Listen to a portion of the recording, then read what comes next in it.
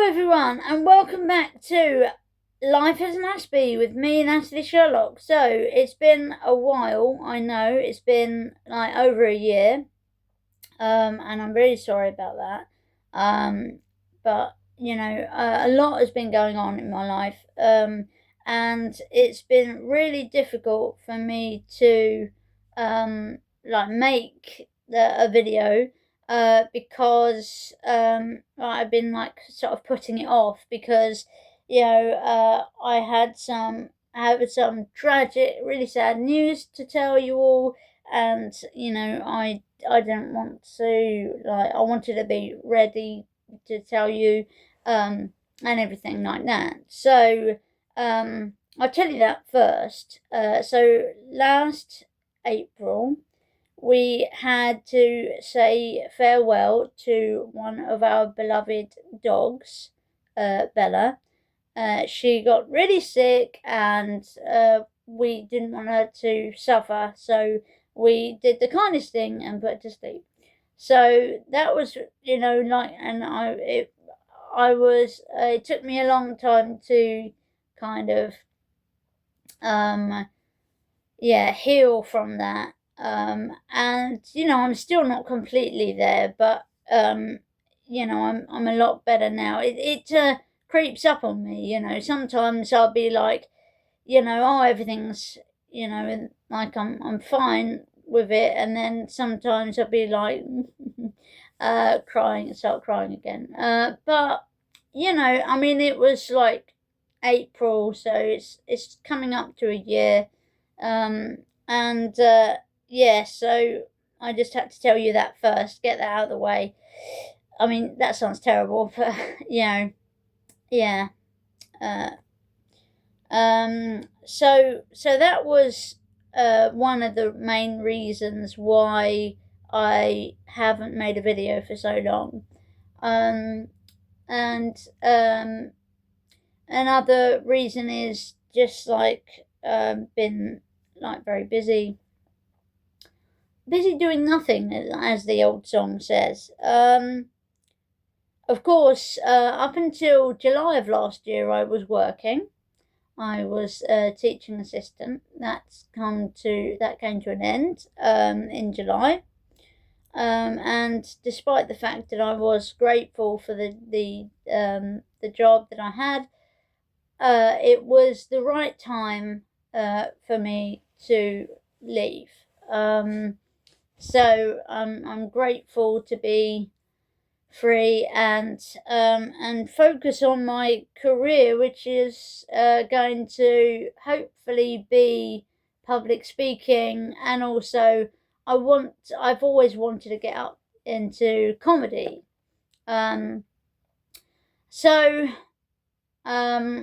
that's going to be my area of focus. Also, the other major thing to tell you is that I wrote a song and recorded it and released it. So back in July of last year, I went for a walk on the beach with the dog, Luna, and Mother, of course. And it was in the evening and the sun was setting, and Mum pointed out to me the sunset. And so I thought about a certain person that's no longer with us, and who used to get up very early in the morning to watch the sunrise. And I thought it's a shame he didn't stick around for one more. And that was the kernel of the idea. And then I went home and wrote the song in about half an hour. It was very quick. It flowed through me. And I wrote it. I recorded a voice note of myself singing it, demoing it, I guess. And then 2 days later, we went to we decided, Mother and I, to go eat out. It was a Sunday, so we decided to go to a pub rather, and we didn't know where to go. And we were looking for loads of different places, there, here, there, and everywhere. And we settled on this one particular place. And lo and behold, the man that we'd been looking, trying to find, he is a music producer, amongst other things. We were trying to find him the day before, trying to get into contact with him to help me record my song, and he was there at the pub. So that day, because he's also the manager of a band or several bands, and his band was playing at that pub that day. So it was like an incredible coincidence of here's me needing this man, and there he is. So it was amazing. So he gave me his card and said to contact him. So I did, and we set up a meeting. I had to wait until like November, because that was the only time that he could do it. So 24th of November, I went down to his studio in Weymouth and re-recorded One More Sunset. Originally it was one last sunset, but I halfway through the process, I decided that was a bit too bleak, One More Sunset sounds a bit more hopeful, so a bit more positive. So we changed it. I re-recorded the bits where I'd sung One Last Sunset, and changed the title to One More Sunset. So it was a fantastic experience, a brilliant day, and then a couple of weeks later I released it, and it's now on all major streaming platforms. It's on YouTube, TikTok, Deezer, Spotify, iMusic, or iTunes. That's the one. You know what I mean. All of them.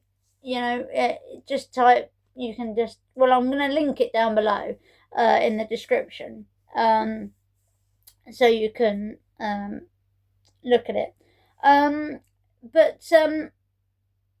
So like that's the kind of updates done, but it is a nice segue into what I'm going to talk about, which is mental health. So we've just had Mental Health Week, Mental Health Awareness Week, I was meant to record this several days ago, but things have got in the way, and you know how it is. So I'm recording it now, and I have so I'd done some research. I thought what I would do, because one of my special interests as an autistic person is etymology, which, if you don't know, is the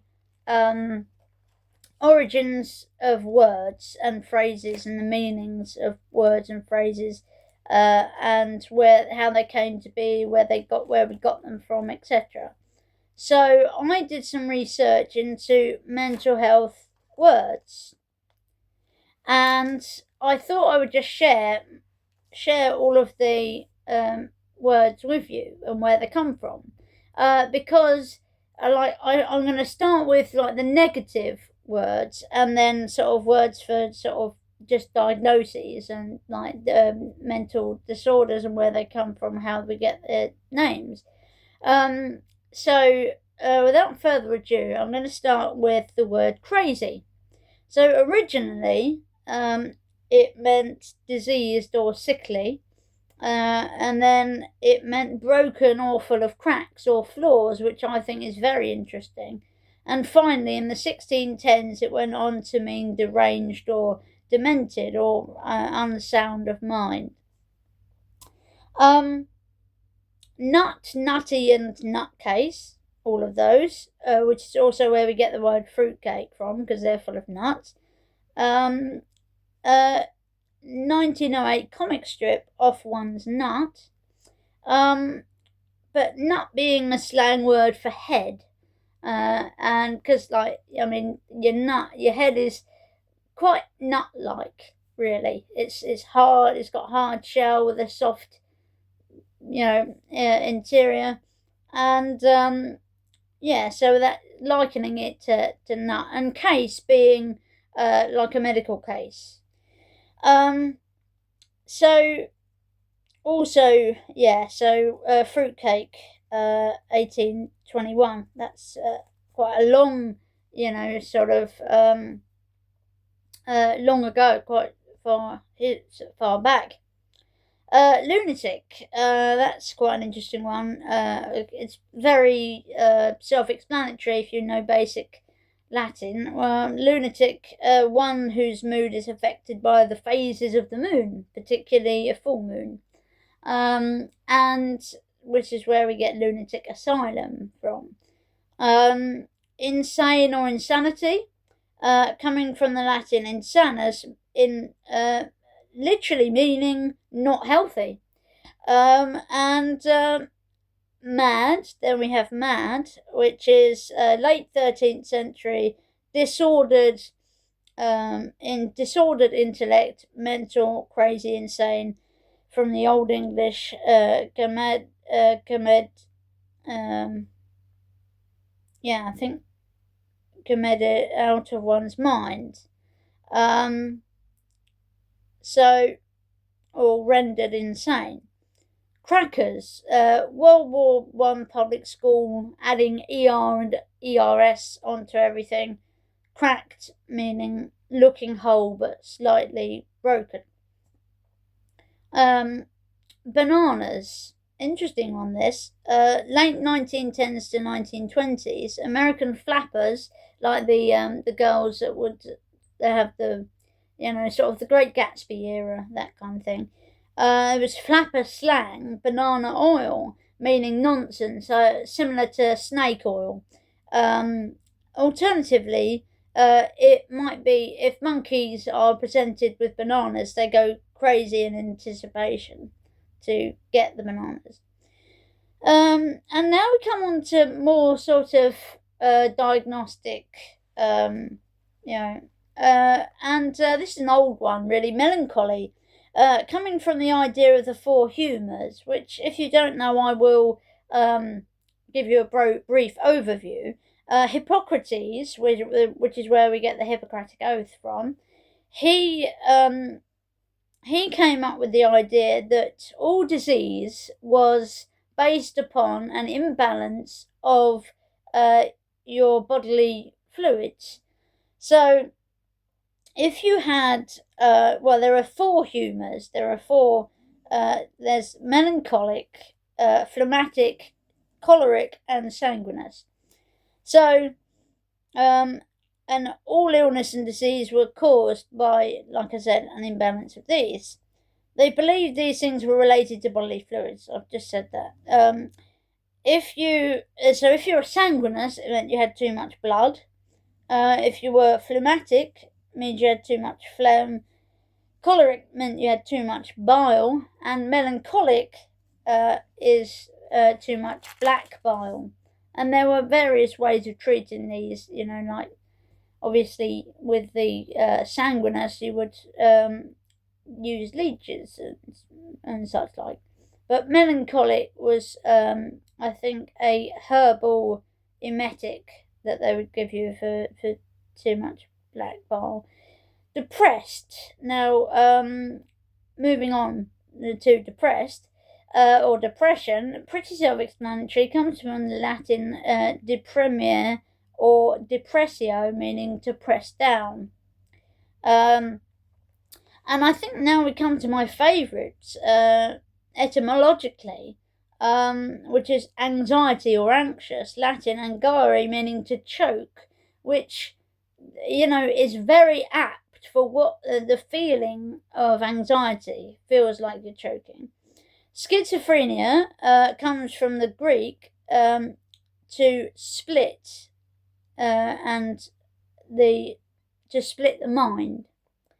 That's quite self-explanatory, really. Bipolar, 1550s, from or found in the regions near the poles of the Earth, and of course from the French polare, directly from the Latin polaris, pertaining to the poles.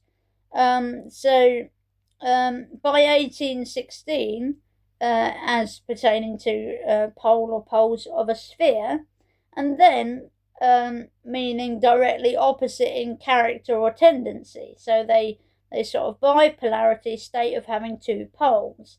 So the idea that you can be one way or the other and change rapidly from one state to the other. Psychopath, interestingly enough, comes from the Greek meaning psyche, word psyche meaning soul, and pathos meaning suffering or feeling or disease. So essentially a psychopath is a suffering soul. Who knew? It makes them sound less intimidating and more sort of like you feel sorry for them. So this is why I did this, because we get these words, and words give us names for things, and it gives us fear, and it can give us all of these different feelings. And panic, from the Greek panikos, from the name of the god Pan, the noted for causing terror, to whom woodland noises were attributed. So the Greek, if you don't know, that he was a half man, half goat, where who played the pipes, pan pipes. That's where we get them from. Narcissist. Greek mythology, Narcissus was cursed to fall in love with his own reflection. And finally, I know this has been very whistle stop tour of mental health etymology, but egotistical, Latin for ego, Latin for self, so self-centered, really. So yeah, that didn't take as long as I thought it would, but it was jolly interesting. And if you thought it was a bit fast, you can always go back and rewind, and I will of course put in the editing words and things that you can to look at and help you process it. So yeah, thank you very much for listening to this very brief video. And I will, of course, as I usually do, sign off by saying goodbye, God bless, and continue being awesome.